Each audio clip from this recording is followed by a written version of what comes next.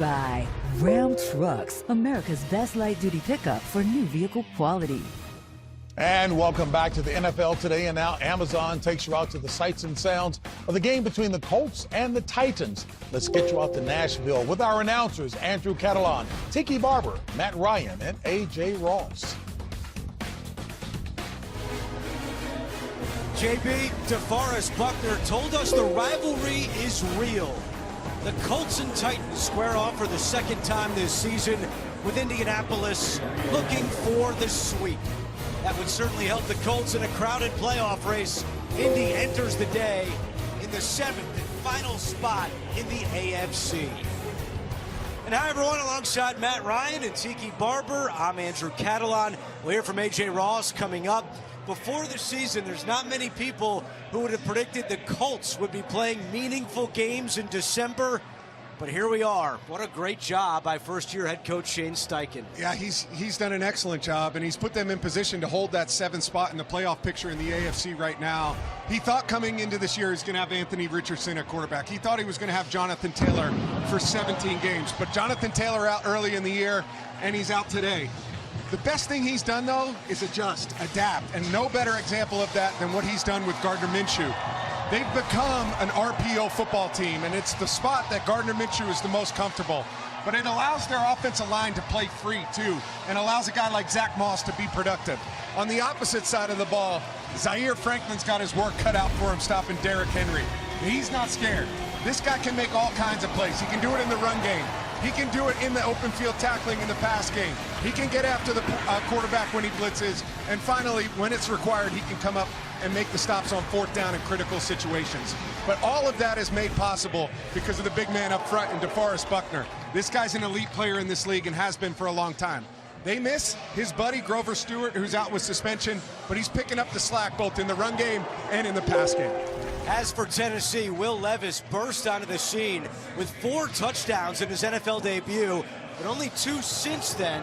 What does he have to do to get it going again? I think he needs to get more aggressive. Early on in this season, Will Levis would take shots down the field any opportunity that he had. That's what led to the 4 touchdowns in his first appearance. His his yards per attempt were 11. They subsequently came back to earth, and he's just stopped taking chances, getting a little bit more conservative. Here's last week against the Carolina Panthers. It's only a 4-man rush. He navigates the pocket perfectly, steps up, but doesn't take the shot to Kyle Phillips downfield. Instead, he drops it off to his tight end, and it's an incompletion, but they ultimately kicked the field goal. It was okay, but not quite good enough.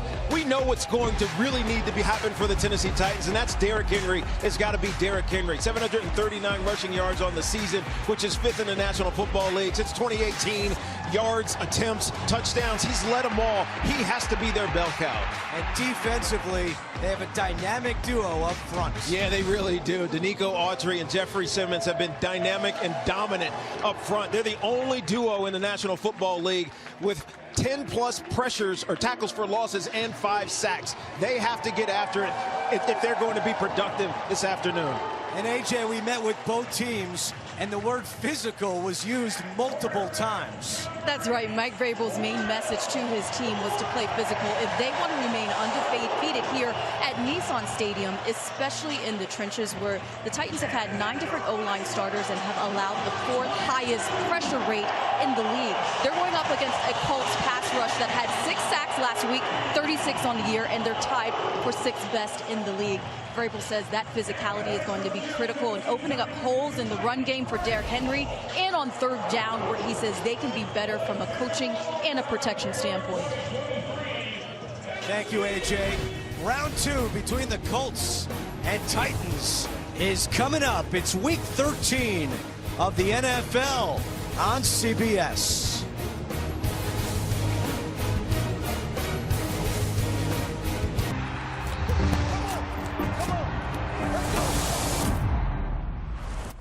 A new season of Ghosts is on the way in 2024 on CBS.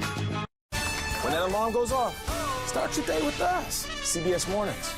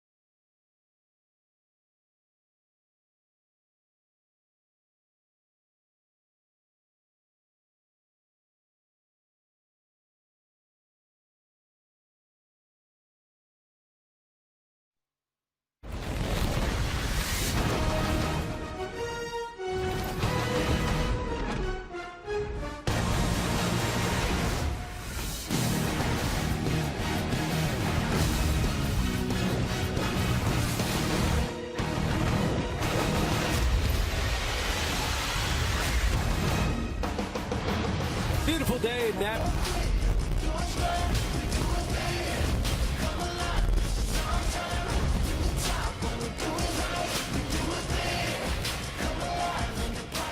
Rivalry game here in Nashville as the Colts with a 6-5 record, currently the number 7 seed in the AFC playoffs. Look for this season sweep of Mike Vrabel and the Tennessee Titans. Gorgeous December day, temperature 56 and rising, wind out of the west at 11 miles per hour. Colts won the toss. They have elected to defer, so Tennessee will get the football to start this one, and we're underway. A short kick. Tajay Spears from the 15. And Spears trying to get to the outside at the 30 and gets up to the 36-yard line.